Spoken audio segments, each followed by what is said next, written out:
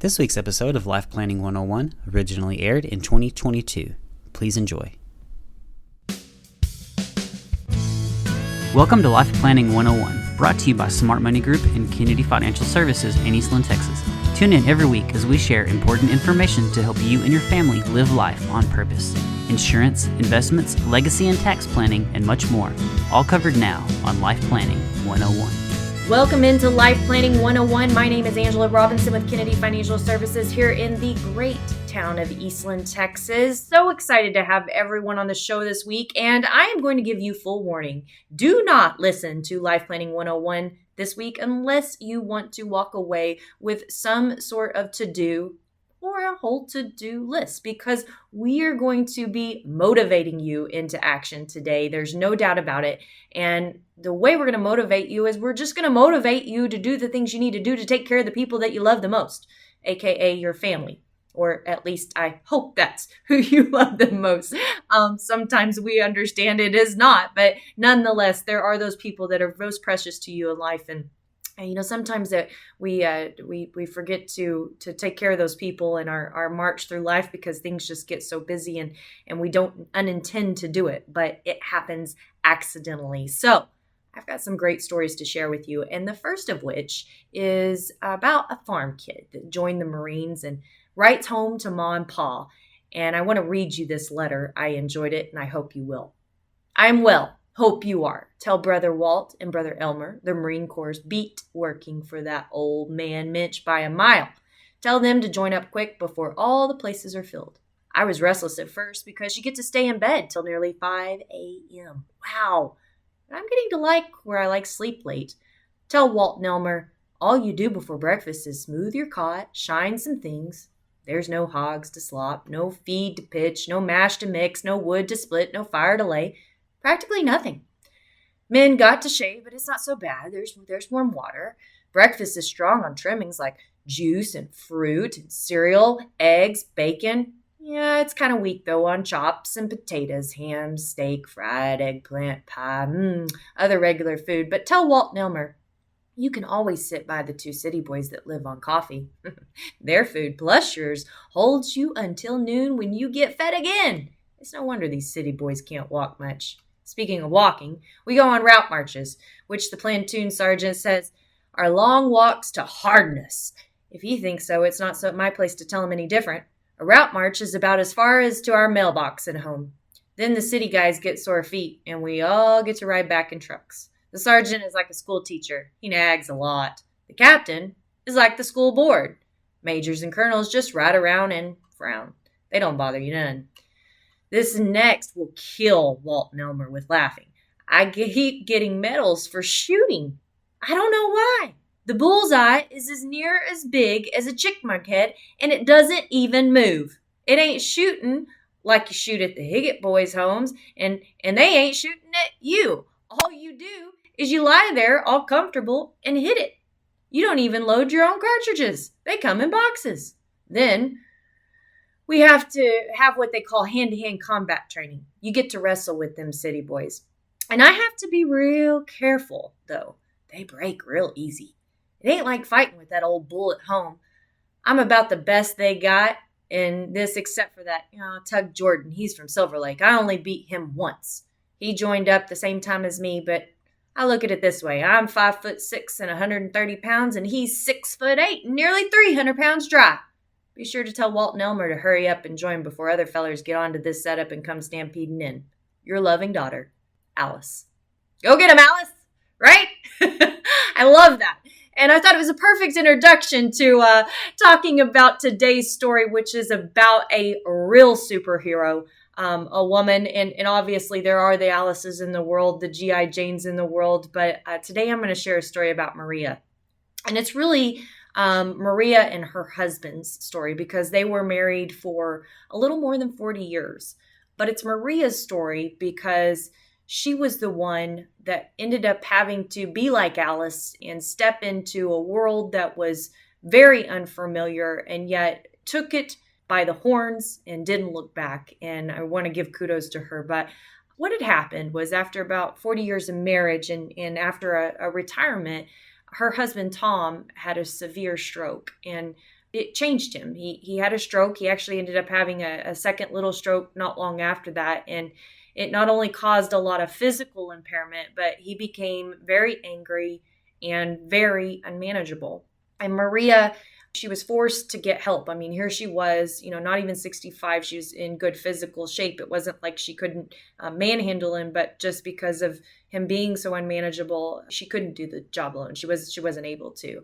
And to add pain to misery, life was just hard. I mean, this wasn't what they planned for. They had just retired thinking this is the next leg of life and we're going to be able to spend a lot of time with our grandkids and enjoy them and do a lot of traveling, of really just enjoy everything that they worked so hard to build, a lot of years. And then all of a sudden, and by the way, I want to make a little side note to this.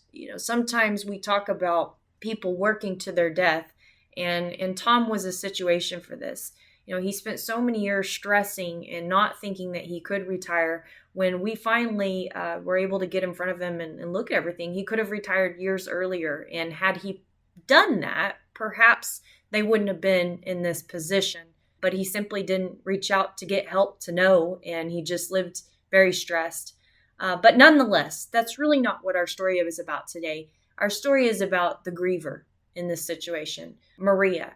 How did she handle this? What did she have to do? And, whether or not you're the Tom or you're the Maria in the future, the question is we all have a role to play, and what do we need to do to prepare for that role? And, a lot of times we say, well, that's horrible, that's awful. And then we think to ourselves that that's not going to happen to me. And yeah, we would like to believe that. There's no doubt. But what if it does happen? And what if you are Tom? And what are you leaving behind as a load for your spouse or your kids to take care of? And so my goal today is I want to walk through Maria's situation, and I want to walk through some of the things that she had to go through to get your wheels turning on that potential to-do that you need to take care of, or a complete to-do list. I did warn you. So when we come back on Life Planning 101, I don't think you're going to want to miss this show. We're calling it the Griever's To-Do List.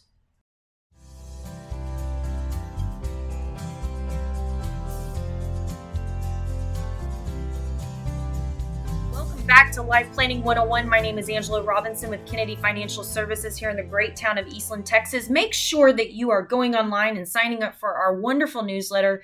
We coin almost everything we put in that newsletter. You can sign up at www.kennedy, that's Kennedy-financial.com, Kennedy-financial.com. And we try to, do very relevant information. I know there's a lot changing in the world at all times, and it's hard to figure out what's most important for every individual. But we really try to attack some of the things that we're seeing most prevalently, and that way it can really help people do what they do best, live life on purpose, and take care of the planning needs behind the scene. And today's show is really no different from that. We're talking about the Griever's to-do list. And what do I mean by that? If something goes wrong, whether it be a long-term illness or whether it be a death, you're leaving behind your loved ones. And what does their to-do list look like when you leave them behind? And is that something that you can hedge? Is that something that you can help take care of before anything does happen? And you may say, well, what's the point of that? The point is because you love somebody. That's really the bottom line of today's show. And I hope that we inspire you to look at your own situation and ask yourself, what do I need to be working on, and to button up some things so that I can leave a legacy to say, I loved you. I still love you. I will always love you. And I don't want to leave you with a laundry list of things that need to be done that's so overwhelming. It's painstaking, right? And I was sharing a story about Tom and Maria that in the first segment of the show, that were married for a little more than 40 years. And Tom had a severe stroke. It caused severe physical impairment, and also he just became angry and unmanageable. And Maria was forced to get help. And here she was, newly retired and in this situation. And really, she never had to make decisions like this before. She had always had Tom to help with those decisions. And I think Tom's plan was thinking that, his children could step in if something were to ever happen. And they certainly could, but they couldn't during this situation. And the reason they couldn't, the son was completely grief stricken. Obviously, this happened to his dad that was 64 years old. He wasn't ready for it. And in the midst of that, he was in his prime earning years in his career. He was trying to advance his career at that exact moment, also trying to support his family. He had young children of his own and be there for them in their sports. And it just wasn't a place that he could physically be there for his mother to be able to help her. And then her daughter was knee-deep, not only raising her own children, but she was also having to take care of her ill mother-in-law. Maria was really on her own, and it wasn't because her kids didn't love her. It was because they couldn't do anything about it. And things just seemed to be piling up a mile high for Maria. It add pain to misery. Things kept breaking around the house or not working the way they used to. Tom was always the handyman, and she needed him. She needed that handyman. So I think the good news on her story, the best part of the story for her, was that they had just sold their business, threw away a lot of stress a few months before that stroke. And there was a stockpile of cash. So Maria thought she should be okay. And she didn't know. She wasn't working with anyone to help her figure all this out at the time. And so on the other hand, she wasn't really sure, but that wasn't their priority. They didn't have some kind of said retirement plan in place.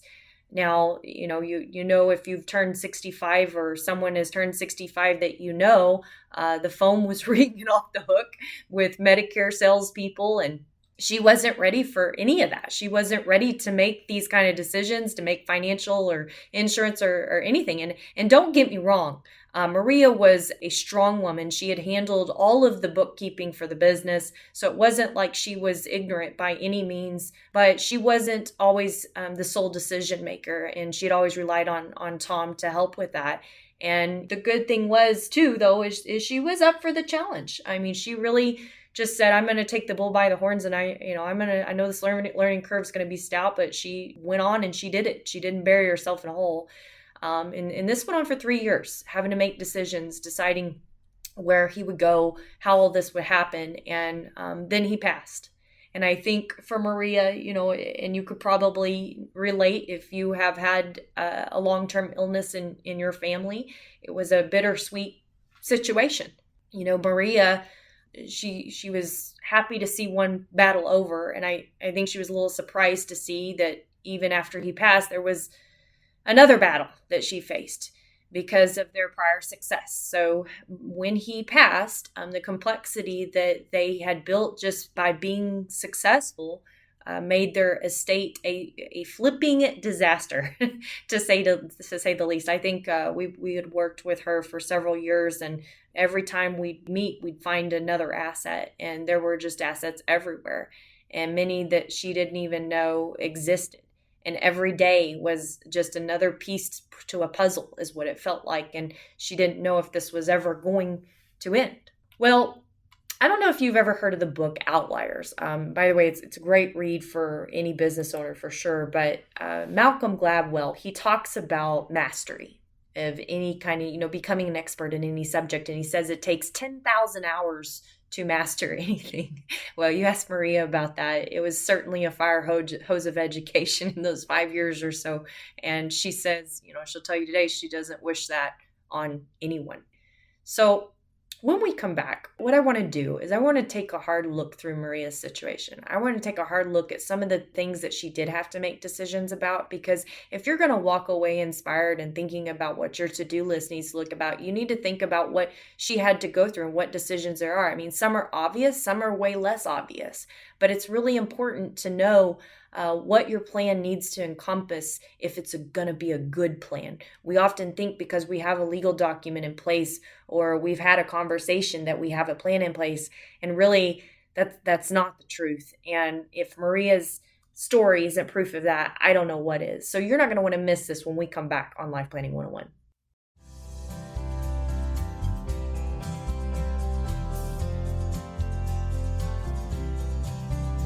Welcome back to Life Planning 101. My name is Angela Robinson with Kennedy Financial Services here in the great town of Eastland, Texas. Thank you for joining us each and every week. We love to do this. We love to be able to educate and put good information out there for people to make good decisions. And our prayer is that you just live life on purpose and you realize that you don't have to do the job alone, and Google is not the only resource out there because there is so much to think about. And today is just proof of that. We are talking about a Griever's to-do list. When you go through a long-term healthcare situation with a family member and or a death, all the things that have to be thought of and done, there is so much of that, right? And it's kind of like when you go to the doctor and the doctor says, do you want to hear the bad news or the really bad news first? And you might say, well, I guess we'll start with the really bad news. And the doctor says you have cancer. And the patient says, well, what's just the bad news? And he says, well, you have dementia. And you say, well, at least I don't have cancer. So I guess it might feel like that if you've got these things piling up. And if you've missed the first parts of this show, I would encourage you to go back and listen to Maria's story, because we are going to be walking through a story of a woman that her husband had a stroke, basically didn't have any kind of planning in place, and she hadn't been in the position to make these types of decisions before, so it was thrust upon her to get an education in almost everything, and then on top of that passed away, and they had a pretty successful estate. And so what is she to do? So I want to walk you through some of the things, as I promised in the last segment, that Maria had to go through. So number one, Tom's medical situation, we know that she would tell you, I certainly have an education in strokes by now. And not only strokes, but what types of health care could he receive? Where would he get this type of health care? Again, he became unmanageable. So what was she going to do? How could she get it? What about the cost? A lot of people really think that, oh my goodness, my Medicare will just pay for it, or my health insurance will pay for it. Well, that's only for a small window of time, a limited period, usually around 90 days. And then you're out of pocket, or you're dipping into a long-term healthcare type policy to take care of those longer care needs. It's important. And not even that, those longer-term healthcare policies don't always cover what you need. In her case, she needed a lot of respite care. She needed just someone to be able to help her manage him. And that was a huge thing, just a babysitter. How does insurance work? Oh my goodness. So here she was turning 64 years old. Her and Tom both were 64 and about to go on Medicare, learning Medicare Part A, Part B, D, C. There might as well be a Z, right? It was so confusing and trying to understand that in the switch in the midst of a health crisis. And then, of course, like I mentioned, Medicare doesn't pay for anything. And then they mentioned Medicaid to her. Well, she went down a long rabbit hole before she figured out Medicaid wasn't an option. That is literally a welfare option. So the private funding was the issue. And then she's got sticker shock, right? The cost. Oh my goodness. Now, luckily, like I said, they sold their business for a stockpile of cash. But that's exactly where it was sitting, was cash. Legal documents. They didn't get there. They didn't have them updated. The last time they'd updated their legal documents were when their kids were young. And she needs them. And she couldn't even talk to the direct TV provider. How many times has that happened? You call in, they say, well, I need to speak to so-and-so. And, I know I've heard people fake voices before. That's never happened. But that's really important. Bank accounts. Does she need them all anymore? Closing down a business, they hadn't quite finalized all of that. What do they need to do for income? Does she just use her cash? Does she need to invest any of this cash? How does she do that? Where does she go? Who does she talk to? The world is a scary place right now. And you know what? Everybody is trying to sell you something because everybody in this world has to make money. So what do you need? What is this word fiduciary versus insurance agent versus financial advisor versus investment advisor versus broker versus what do you do? That's really confusing. What about inflation? Okay, if you didn't know what that word meant before 2022, you definitely do now, especially when they just came out with the 8.5% number for March. She says, I can't earn that in a CD. How do we solve that? Social Security. When do I file? Should I have already filed? What about Tom? How does he file? Does that work together? Does it not work together? What do I not know there? Taxes, and more taxes. Still have to pay from the sale of the business, much less try to figure out what it looks like going forward. Oh, didn't even know we owned that. What do I do with that? What does that mean? How do I pay for that? And then at the end of the day, she's sitting there thinking, what would Tom want right now? What do I want right now? Gosh, I just wish I had more time for my grandkids. Can I do Thanksgiving this year? Oh, that's just too much. I don't think I can. Those grandkids are going to be grown before I know it. Is it okay to get rid of some of Tom's things? What do I do with all this farm equipment? It's just sitting out there rusting. It's not even getting used right now. Oh my goodness, I backed into someone at the grocery store. What do I need to do? Who do I need to notify? Are they going to sue me? Tom's name is on everything, not mine. I'm constantly having to make changes and get documents here and do this. I'm so tired. Yes, Tom passed away 3 years later. Now it was time for a funeral. Planning for a funeral. Nothing else was planned for. Neither was the funeral. And all she could think about was just wanting to sleep. And that she missed him. She missed the real Tom. It had been a long time. And now what? What's the next game? Our wills haven't been updated since our kids are young. I need an attorney. Who do I go to? Can my bookkeeper help with this? Estate tax problem. We've paid enough in taxes. What does this mean? What is that? Inventory? Appraisals? I have to get what? That's just more money. Money. Am I going to be okay? Do I have, what about my investments? Do I need investments? What do I need to do? How am I going to have income? Do I have enough money? What about for me? Now I get to start thinking about me. What about me? What next? The reality is, what she went through is what a lot of people go through. And they go through it because of the failure to do one thing. The failure to not plan when both of you are very capable. We don't want to think about that. Nobody wants to think about that. But really, planning is a gift. It's a gift of peace and the ability for a survivor to thrive, not just survive. So maybe you're saying you don't need a plan, and you may be right, but I bet your family does.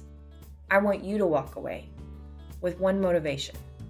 What needs to be on your to-do list so it's not on the Griever's to-do list? My name is Angela Robinson with Kennedy Financial Services in the great town of Eastland, Texas. God bless everyone. Have a wonderful week, and please be sure to join us each and every week on Life Planning 101, where we promise to bring you great information and education to help you live life on purpose.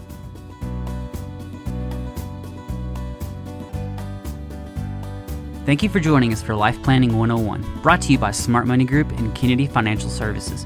If you have questions, you can email them to lifeplanning@kennedy-financial.com. Don't forget to learn how our sister company can assist you with all of your tax, bookkeeping, and consulting needs. You can find out more at briscoeandassociates.com. Be sure to tune in next week for more Life Planning 101.